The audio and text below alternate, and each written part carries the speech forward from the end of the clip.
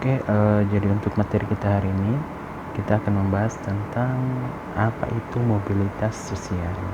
Jadi untuk slide kedua ini terkait dengan konsep mobilitas sosial ya. Jadi kalau kalian perhatikan pada slide-nya tentang definisi daripada mobilitas sosial ya, atau social mobility, itu merupakan sebuah gerakan masyarakat dalam kegiatan menuju perubahan yang lebih baik ya. Jadi ada sebuah kegiatan yang dilakukan oleh masyarakat, itu baik secara langsung maupun tidak langsung, itu akan menuju perubahan yang lebih baik. Jadi hasil akhirnya itu pasti bisa berdampak baik ya. Nah, ada seorang pakar di sini yang mengkonsepkan tentang mobilitas sosial di sini, yaitu namanya Henry Clay Smith ya. Dia mengatakan di sini bahwa mobilitas sosial itu merupakan gerakan dalam struktur sosial yang gerakannya itu baik secara individu maupun secara kelompok. Jadi kalau kita lihat pendapat daripada Henry Clay Smith di sini, sebenarnya dia sejalan dengan konsep dari pengertian umum dari mobilitas sosial, bahwa ketika ada suatu gerakan yang dilakukan oleh masyarakat atau ada kegiatan yang dilakukan masyarakat itu baik secara individu atau secara kelompok, jadi baik perorangan ataupun orang-orang yang memang membentuk kelompok tertentu supaya kehidupan atau taraf hidupnya itu menjadi lebih baik. Jadi tujuan utamanya sebenarnya di sini adalah bagaimana supaya ada perubahan dalam kehidupan mereka. Jadi taraf hidupnya yang pada awalnya biasa-biasa saja, kemudian dengan adanya kegiatan atau mobilitas sosial yang mereka lakukan baik secara perorangan tadi maupun secara kelompok ya, maka nantinya tujuan akhirnya itu adalah ada perubahan taraf hidup yang lebih baik ya. Nah, kemudian ada juga pendapat daripada Paul B. Hurton dan juga Chester L. Hunt ya. Dia mengatakan di sini bahwa mobilitas sosial itu merupakan suatu gerakan perpindahan ya dari satu kelas sosial ke kelas sosial lainnya ya. Jadi maksudnya di sini mobilitas sosial menurut pendapatnya tadi Paul B. Hurton dan Chester L. Hunt itu sebenarnya dia mengarahkan pada taraf peningkatan hidup ya. Jadi ketika ada taraf peningkatan hidup, maka otomatis perekonomian seseorang maupun secara kelompok itu akan membaik. Jadi dalam hal ini dari kehidupannya yang tadi biasa-biasa saja pada awalnya, maka dia berpindah kelas ya. Dari awalnya dia di bawah, kemudian karena kehidupannya itu menjadi lebih baik, ada suatu gerakan yang menjadikan hidupnya itu lebih baik, maka dia berpindah kelas sosial ya, dari kelas bawah menjadi naik menjadi kelas atas ya. Itu sebenarnya pendapat Paul B. Hurton dan Chester L. Hunt. Tapi sebenarnya untuk konsep daripada mobilitas sosial di sini dari pendapat tadi dari pakarnya itu sebenarnya hampir mirip ya, ke arah definisi daripada mobilitas sosial secara umum seperti itu. Sekarang untuk slide ketiga masih terkait dengan konsep mobilitas sosial ya. Kalau tadi yang pertama itu pendapat secara umum tentang definisi daripada mobilitas sosial, dan juga ada beberapa pakar dari luar negeri yang mengemukakan pendapatnya tentang konsep daripada mobilitas sosial. Nah, untuk slide ketiga ini konsep mobilitas sosial ini dipaparkan oleh seorang pakar dari dalam negeri ya, yaitu bernama Isaac Newton. Jadi dia mengungkapkan pendapatnya di sini tentang sebenarnya apa sih daripada mobilitas sosial itu. Jadi kalau kita lihat pengertiannya di sini ada dua. Jadi dia membagi pengertiannya secara terperinci menjadi dua bagian. Yang pertama di sini bahwa dia mengatakan mobilitas sosial itu merupakan suatu sektor ke dalam masyarakat secara keseluruhan, berubah kedudukannya terhadap sektor yang lain ya. Jadi dia mencontohkannya di sini bahwa dulu itu guru begitu dihormati ya pada zaman dahulu, tapi sekarang dia membandingkan kedudukan guru sekarang itu tidak lagi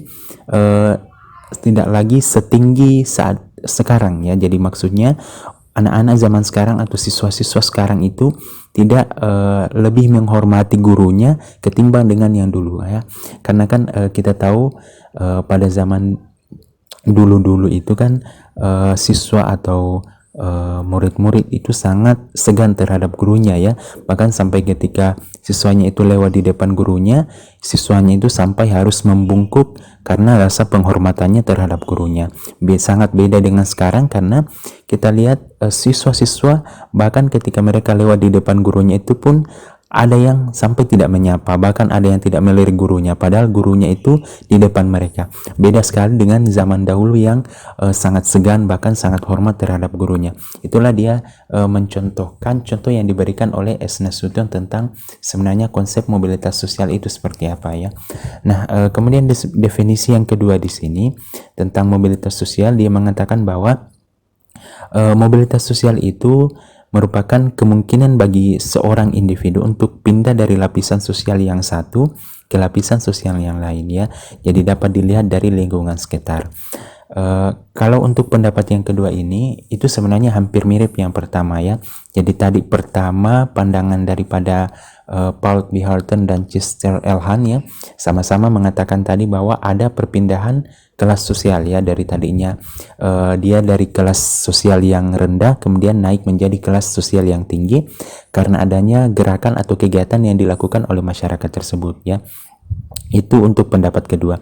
Tapi sebenarnya untuk pendapat yang pertama ini lebih mengena ya, lebih mengena tentang konsep mobilitas sosial di sini, karena kalau untuk yang pendapat kedua itu pendapat secara umum ya, pendapat secara umum, tetapi yang pendapat kedua ini itu lebih mengkhusus ya dari pendapat dari S. Nasution di sini tadi ya. Nah, untuk contohnya tadi itu sebenarnya kita tidak bisa pungkiri di lapangan, memang seperti itu.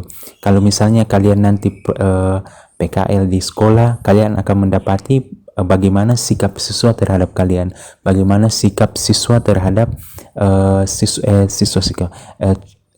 terhadap guru-gurunya ya, terhadap guru-guru. Itu memang sangat beda ketika siswa yang memang sekolah pada zaman dulu dengan sekarang ya. Karena mungkin sekarang kita lihat tingkat afektif atau sikap siswa terhadap gurunya itu memang kalau kita bandingkan dengan dulu itu ada kemerosotan ya, ada kemerosotan, walaupun mungkin dari segi kinestetiknya atau dari segi ilmu pengetahuannya mungkin lebih maju ya, lebih maju, karena kita tidak bisa pungkiri bahwa ilmu pengetahuan sekarang dan teknologi semakin maju, itu oke lah. Tetapi kalau dari segi afektifnya atau daripada sikap siswa itu, apabila kita bandingkan dengan yang siswa-siswa dulu itu, mungkin bisa dikatakan merosot ya. Karena itulah yang tadi contohnya pada zaman dahulu ketika siswa itu bertemu dengan gurunya, mereka sampai segan dan sangat hormat terhadap gurunya. Beda dengan sekarang yang bisa dibilang rasa penghormatannya itu sudah kurang, bahkan ada yang menganggap enteng gurunya ya, seperti itu.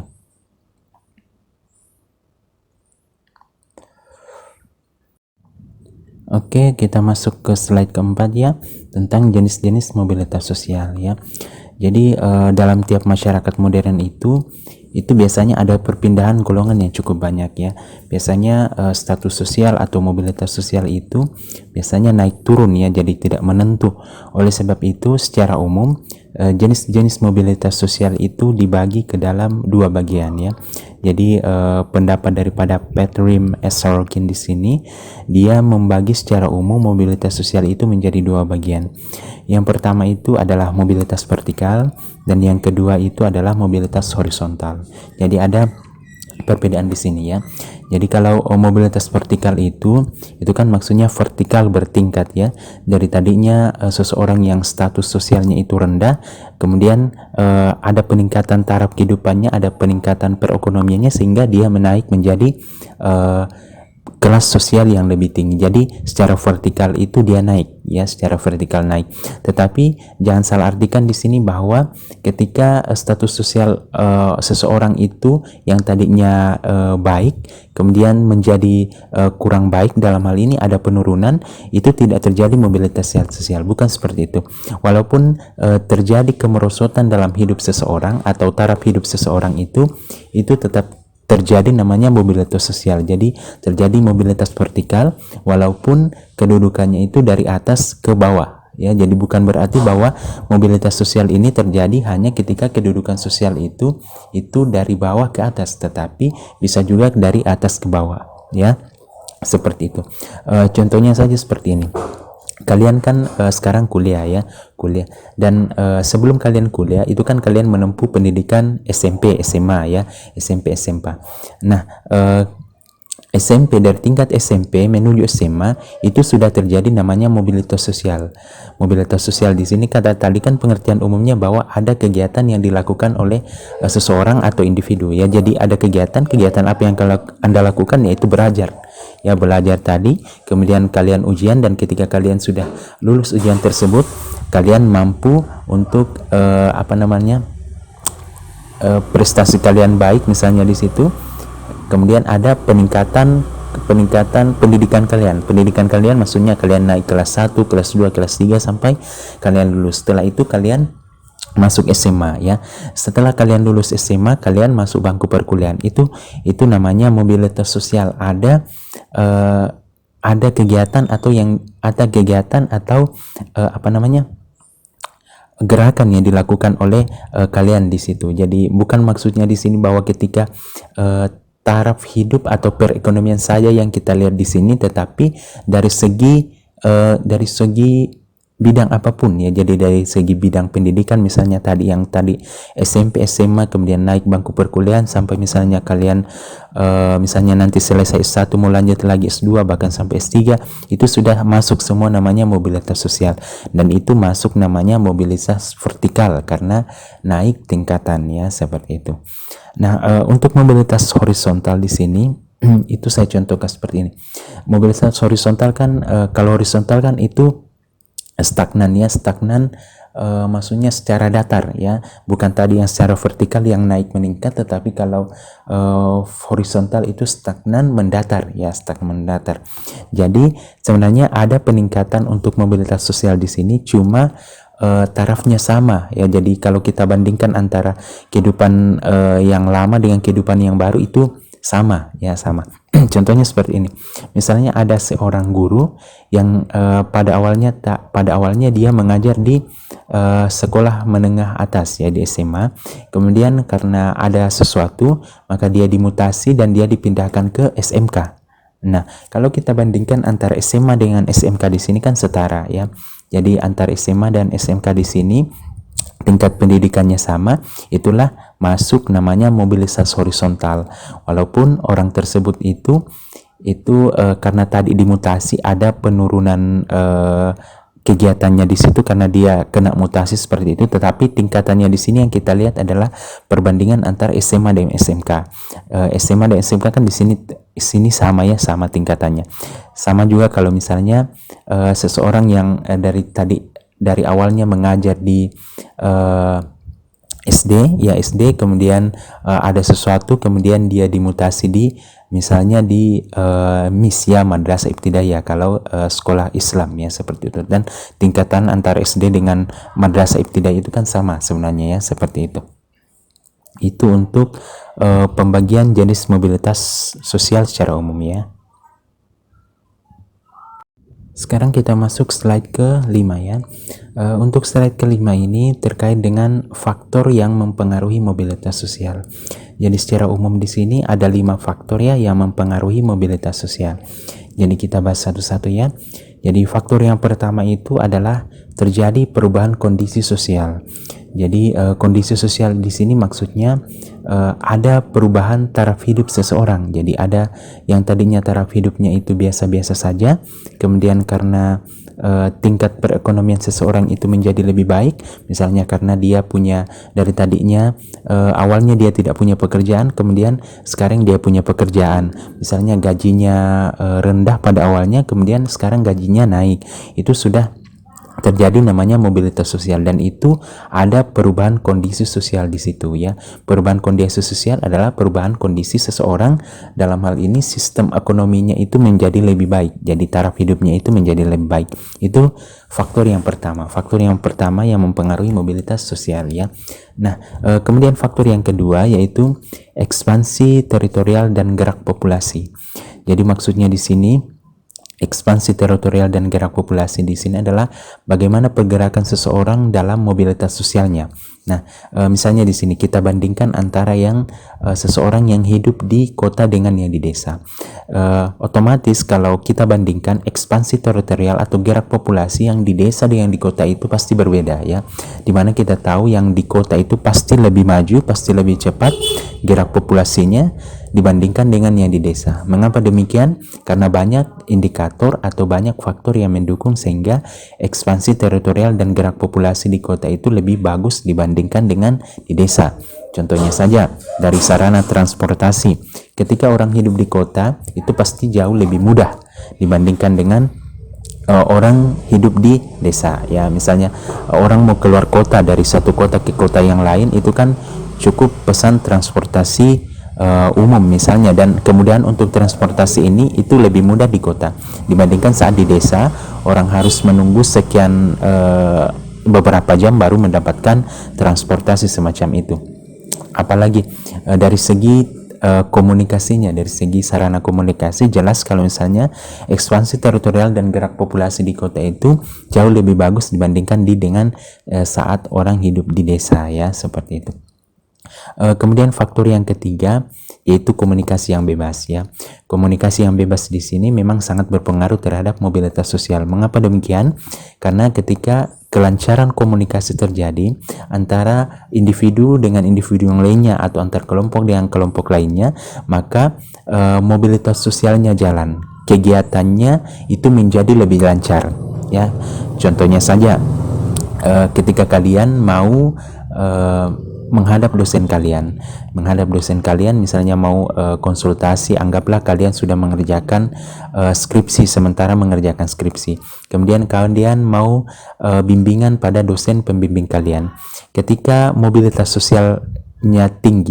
sosialnya ini tinggi ya, dan faktor komunikasi yang bebas di sini yang tadi mempengaruhinya itu jalan, itu maka kalian misalnya cukup melakukan video call, misalnya video call dengan dosen kalian tidak perlu ke kampus untuk langsung bertatap muka dengan dosen kalian, karena dengan kemudahan akses komunikasi sekarang kalian cukup komunikasi di rumah saja dengan dosen kalian yang ada di kampus. Jadi kalian tidak perlu repot-repot lagi datang ke kampus untuk menemui dosen pembimbing kalian ya, seperti itu.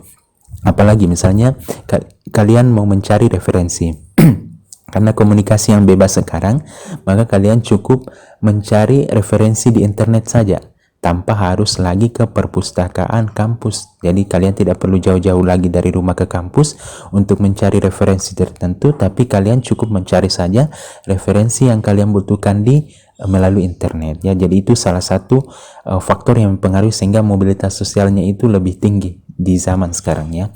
Nah, kemudian faktor yang keempat yaitu kemudahan dalam akses pendidikan.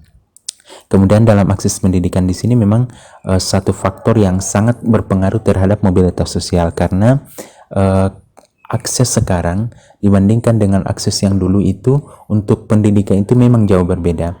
Seperti yang saya contohkan tadi, bahwa ketika ada seseorang yang mau mencari referensi untuk dipakai di skripsinya, mereka harus ke kampus, mereka harus datang ke perpustakaan kampus yang satu, kemudian perpustakaan kampus yang lain, kemudian ketika dia tidak mendapatkan lagi referensi di kampus yang dua tadi itu, mereka harus lagi cari ke kampus yang lainnya, seperti itu. Karena pada zaman itu belum ada namanya internet, tapi sekarang karena dengan kemudahan adanya akses pendidikan dengan bantuan internet sekarang, kecanggihan teknologi, maka mempengaruhi sekali mobilitas sosial. Jadi pergerakan mahasiswa untuk mencari referensi itu sangat mudah, bahkan cukup satu malam saja mereka sudah mendapatkan bahan-bahan untuk membuat skripsinya, untuk membuat judulnya ya, seperti itu.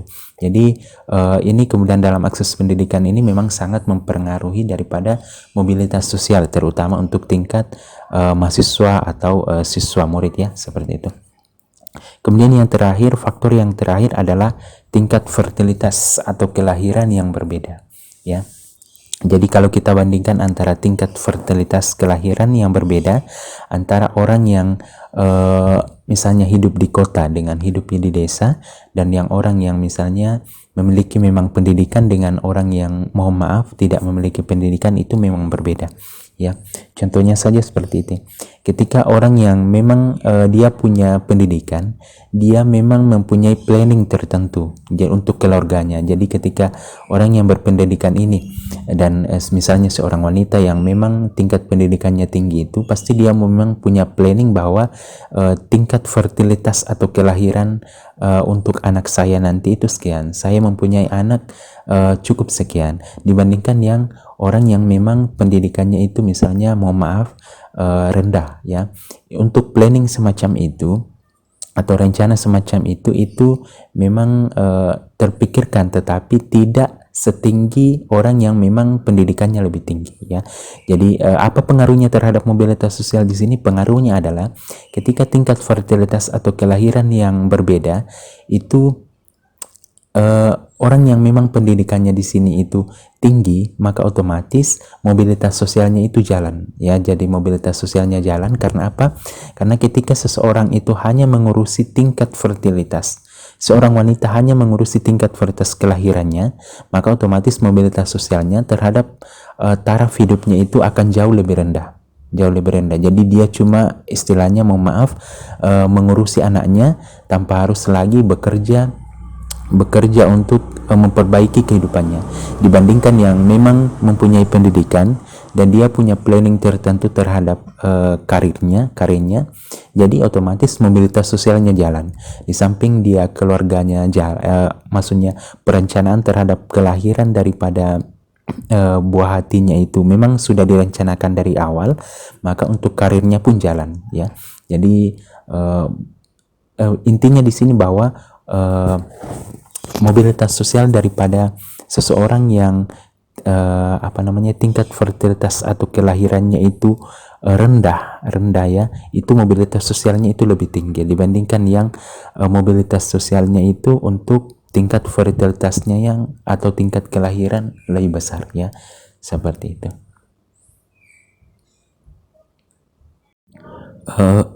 Untuk slide ke-6 ini, tadi kan untuk slide kelima itu tentang faktor yang berpengaruh, ya.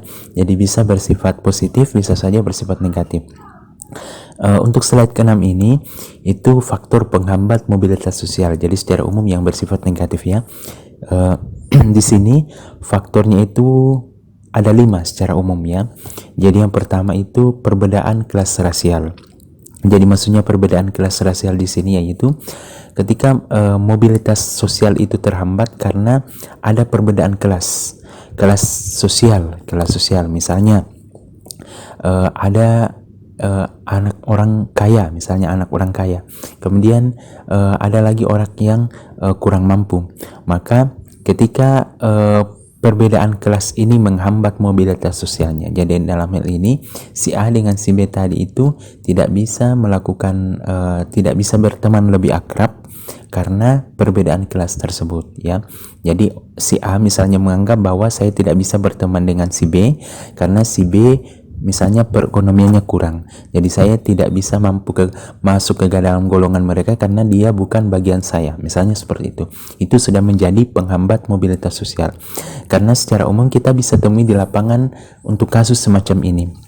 Kita tidak bisa pungkiri bahwa ketika anak orang kaya misalnya itu kita bandingkan dengan anak orang yang kurang mampu, maka ada perbedaan kelas di situ, dan di lapangan banyak sekali terjadi seperti itu. Orang yang memang kelas sosialnya tinggi itu akan pasti mencari orang yang kelasnya sama, ya, dibandingkan dengan mereka yang memang kelasnya tinggi mau berteman dengan orang yang kelasnya rendah. Itu bisa dibilang ya jarang lah seperti itu. Ada memang banyak, tetapi rata-rata orang yang memang memiliki kelas sosial yang tinggi itu pasti nyarinya yang memang kelas sosialnya lebih tinggi juga, sama, ya, seperti itu. Jadi itu tentang perbedaan kelas rasial. Kemudian yang kedua tentang agama. Jadi agama juga berpengaruh di sini tentang penghambat mobilitas sosial. Mengapa demikian? Karena mohon maaf, ketika muslim dengan yang misalnya non muslim itu biasanya ketika ada suatu kegiatan itu mohon maaf, ya, misalnya muslim itu lebih mendahulukan yang muslim juga ketimbang dengan mereka yang non muslim. Jadi pasti mereka mencari yang seagamanya. dibandingkan dengan orang yang misalnya berbeda agamanya, ya seperti itu. Jadi itu merupakan penghambat mobilitas sosial. Mengapa demikian? Karena ada sesuatu yang kegiatan yang memang bisa dilakukan tanpa harus membandingkan agama. Jadi misalnya ada si A, si B membuat suatu planning, mau melakukan rencana, dan mereka mau melaksanakan proyek tersebut, tetapi karena ada faktor penghambat di sini, jadi dia membandingkan agamanya dengan si B tadi. Jadi dia misalnya tidak lagi mau bekerja dengan si B karena dia menganggap bahwa ada perbedaan agama di situ, dan itu memang seharusnya tidak terjadi. Tetapi kita temui di lapangan bahwa ada kejadian semacam itu yang terjadi. Jadi dia maksudnya menomorduakan daripada kegiatan yang dilakukan dan menomorsatukan bahwa saya dengan dia itu berbeda, misalnya berbeda keyakinan. Jadi saya harus mencari teman yang memang sama keyakinan dengan saya, ya. Itu tidak bisa kita pungkiri di lapangan, ya, seperti itu. Kemudian yang ketiga tentang diskriminasi kelas. Untuk diskriminasi kelas di sini itu sebenarnya hampir mirip dengan perbedaan kelas rasial tadi. Jadi ketika ada seseorang yang memang kelas sosialnya tinggi, itu pasti mereka mendiskriminasi kelas yang di bawah, jadi kelas sosial yang di bawah. Jadi mereka menganggap bahwa saya tidak pantas untuk bergabung atau berteman dengan mereka karena itu bukan kelas saya. Kelas saya lebih tinggi dibandingkan dengan kelas kalian yang memang di bawah, ya. Dan itu merupakan salah satu penghambat mobilitas sosial, ya, seperti itu. Kemudian yang keempat yaitu kemiskinan. Mengapa kemiskinan di sini menjadi penghambat daripada mobilitas sosial? Karena ketika seseorang misalnya mau anggaplah mereka mau kuliah. Itu kuliah merupakan salah satu sarana untuk melakukan mobilitas sosial, karena di situ ada proses misalnya belajar semua itu masuk dalam mobilitas sosial. Jadi ketika seseorang itu mau belajar dan itu masuk dalam tingkatan mobilitas sosial, maka kemiskinan menjadi penghambatnya di sini. Mengapa menjadi penghambatnya? Karena misalnya dia tidak punya uang untuk membayar SPP, misalnya dia tidak punya uang untuk merantau dan untuk mau menempuh pendidikannya. Itu semua menghambat mobilitas sosialnya, karena dia punya cita-cita mau menjadi sarjana, tetapi karena dia terhambat oleh faktor kemiskinan, maka mobilitas sosialnya itu menjadi tidak jalan, ya, seperti itu karena faktor kemiskinan. Kemudian yang kelima yaitu perbedaan jenis kelamin. Jadi perbedaan jenis kelamin di sini memang bisa menjadi faktor penghambat mobilitas sosial di sini, karena ketika ada kegiatan yang memang harus didahulukan itu adalah laki-laki dan tidak bisa dilakukan oleh perempuan, maka itu sudah menjadi namanya penghambat mobilitas sosial. Kita temui di lapangan bahwa banyak kegiatan yang memang lebih didominasi oleh laki-laki, dan ketika laki-laki menganggap bahwa sebenarnya perempuan ini bisa melakukan di situ, tetapi karena laki-laki ini menganggap bahwa saya harus menjadi pemimpin di situ, wanita tidak pantas melakukan hal itu, maka itu menjadi penghambat mobilitas sosial dan itu menjadi penghambat karir seseorangnya, sebenarnya seperti itu. Itu merupakan kelima faktor penghambat mobilitas sosial. Untuk slide ketujuh ini terkait dengan peran pendidikan dalam mobilitas sosial. Jadi pendidikan dengan mobilitas sosial itu sangat berpengaruh, ya. Jadi sangat erat kaitannya, ya. Jadi pendidikan di sini itu merupakan anak tangga mobilitas yang penting. Jadi makin tinggi pendidikan seseorang, maka makin besar tujuan yang dicapai, ya. Jadi kita tidak bisa pungkiri bahwa ketika tingkat pendidikan seseorang itu lebih tinggi dibandingkan dengan orang yang tingkat pendidikannya itu lebih rendah, maka otomatis mobilitas sosial daripada orang yang tadi pendidikannya tinggi itu lebih besar, ya, lebih maju dibandingkan dengan mobilitas sosial orang yang tingkat pendidikannya lebih rendah, ya, seperti itu. Ada pendapat daripada S. Nasution di sini. Dia menghubungkan bagaimana kaitan antara pendidikan dengan mobilitas sosial, ya. Jadi dia mengatakan di sini bahwa pendidikan merupakan jembatan untuk beralih dari golongan status sosial yang rendah ke golongan status yang lebih tinggi, ya. Dan memang fakta di lapangan mengatakan memang seperti itu. Pendidikan itu adalah jembatannya, ya. Jadi untuk kalau kalian mau mendapatkan karir yang lebih baik, itu kalian harus otomatis pendidikan kalian juga harus lebih tinggi ya, minimal sarjana lah, dibandingkan dengan yang mereka yang misalnya hanya tamatan SMP atau SMA. Dibandingkan nanti yang kalian sudah sarjana, maka otomatis peluang untuk mendapatkan karir yang lebih baik itu pasti lebih besar di kalian yang sudah sarjana ya. Karena memang di lapangan fakta mengatakan untuk penerimaan daripada misalnya job seeker di sini maksudnya pencari kerja, itu pasti diutamakan yang memang dia memiliki kualifikasi pendidikan yang sarjana dibandingkan yang hanya pendidikannya itu sampai SMA ya. Dan otomatis karirnya juga akan lebih baik kalau misalnya kalian nanti sudah sarjana ya, dibandingkan kalian melamar pekerjaan hanya menggunakan misalnya ijazah SMP atau SMA ya. Jadi dengan pendidikan yang lebih tinggi ini, maka akan terbuka kesempatan untuk meningkatkan golongan sosial yang lebih tinggi, dan itu memang sejalan dengan mobilitas sosial ya. Jadi makin tinggi pendidikan, makin tinggi juga kesempatan untuk mendapatkan atau menuju ke golongan sosial yang lebih tinggi, dan mobilitas sosial kita jalan untuk semakin besar juga jalannya ya untuk mendapatkan taraf hidup yang lebih baik ya.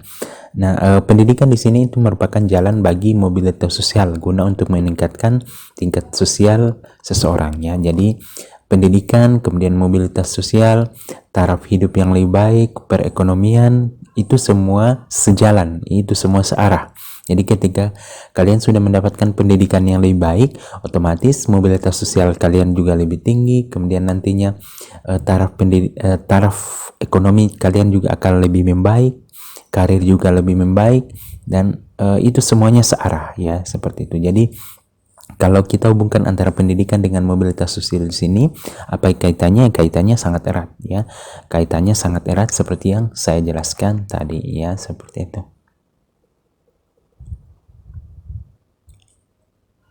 Oke, untuk slide ke-8 ini masih terkait dengan pendidikan dan mobilitas sosial ya. Jadi masih terkait dengan hubungan antara pendidikan dengan mobilitas sosial. Kalau kalian lihat pada slide bahwa pendidikan itu dipercaya menjadi salah satu faktor yang akan mempercepat terjadinya mobilitas sosial. Mengapa demikian? Karena pendidikan itu memang searah dengan mobilitas sosial. Jadi kalau makin tinggi pendidikan seseorang, maka mobilitas sosialnya juga akan semakin maju ya, seperti itu. Nah, fungsi pendidikan di sini itu sebagai sebuah proses penyeleksi untuk menempatkan orang pada masyarakat sesuai dengan kemampuan dan keahliannya. Dan pendidikan di sini menjadi sinkron dengan tujuan mobilitas sosial. Ya, jadi memang fungsi pendidikan di sini adalah salah satunya bagaimana memberikan keahlian atau keterampilan pada seseorang sehingga ketika dia sudah memasuki namanya dunia kerja, maka seleksi untuk mendapatkan pekerjaan tertentu itu memang disesuaikan dengan bidangnya, dan bidangnya itu ditempuhnya dari pendidikan. Ya misalnya tadi kalian kan mengambil jurusan kependidikan ya, keguruan di sini, otomatis kalian harus terampil namanya mengajar, kemudian terampil membuat RPP dan lain sebagainya. Intinya kalian mampu mengajar, dan dengan pendidikan maka otomatis mobilitas sosial nanti itu akan jalan ya.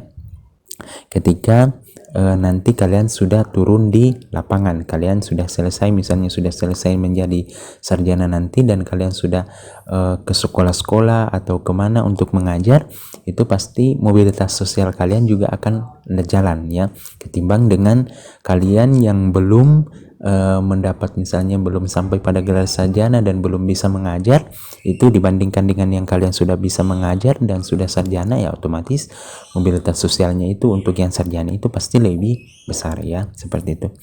Nah, pendidikan di sini hanya akan menempatkan seseorang sesuai dengan potensi dan keahlian yang ia miliki, karena seorang anak buruh misalnya saja bisa saja memegang jabatan penting di sebuah perusahaan sekiranya ia memiliki latar belakang pendidikan yang memang sesuai ya.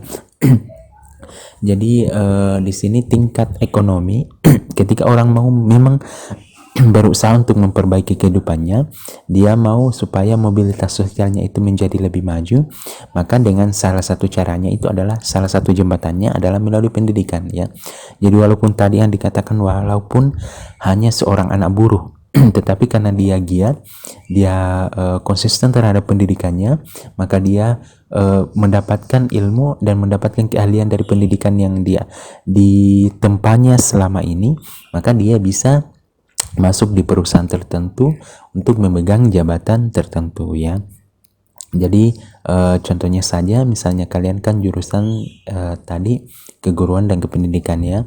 Jadi otomatis nantinya ketika kalian sudah terjun di lapangan, itu tingkat keahlian kalian untuk mengajar peserta didik itu pasti lebih bagus, ya. Jadi mobilitas sosial kalian untuk mengajar di sini itu lebih bagus ketimbang saat kalian misalnya belum jadi sarjana, jadi belum diajarkan bagaimana keterampilan mengajar. Nanti kan semua untuk misalnya mata kuliah micro teaching dalam hal ini bagaimana kalian diarahkan untuk bisa memiliki keterampilan dalam mengajar, sehingga ketika kalian sudah diterjunkan nanti untuk PKL misalnya, kalian masuk ke sekolah-sekolah tertentu untuk mengajar, itu keterampilan kalian, potensi kalian untuk mengajar itu sudah terasah. Oke, untuk slide ke-9 atau slide terakhir ini masih terkait dengan pendidikan dan mobilitas sosial, ya. Jadi kenapa saya ambil 3 slide di sini? Ini tentang hubungan antara pendidikan dan mobilitas sosial. Karena kalau kita kaitkan antara pendidikan dengan mobilitas sosial itu memang sangat erat kaitannya. Ketika mobilitas sosial mau meningkat, otomatis pendidikan di sini yang sangat berpengaruh atau menjadi faktor-faktor, bisa dikatakan faktor utama terjadinya mobilitas sosial seseorang itu menjadi lebih baik, maka pendidikan menjadi salah satu jembatannya di sini. Karena ketika orang mau meningkatkan taraf hidupnya, taraf ekonominya, dan karirnya dan lain sebagainya, salah satunya memang harus melalui pendidikan, dan itu memang sejalan semua dengan arah mobilitas sosial yang lebih baik, ya, seperti itu. Jadi dengan meningkatnya standar masyarakat akan pendidikan tinggi, maka tidak asal lulusan perguruan tinggi itu otomatis status sosialnya meningkat. Jadi kebutuhan terhadap lulusan pendidikan tinggi memang sangat selektif, dan gelar sarjana itu tidak lagi menjadi garansi status sosial dan mendapatkan pekerjaan yang lebih baik.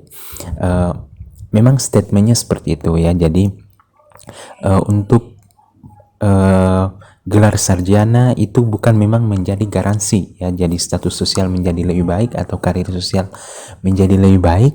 Tetapi kalau misalnya kita bandingkan dengan orang yang tidak menempuh gelar pendidikan sampai sarjana, itu otomatis peluang untuk mendapatkan karir yang lebih baik, peluang mendapatkan taraf hidup, taraf ekonomi yang lebih baik itu lebih rendah dibandingkan memang yang sudah pendidikannya sampai sarjana, bahkan di atas itu, ya, magister, doktor, dan lain sebagainya.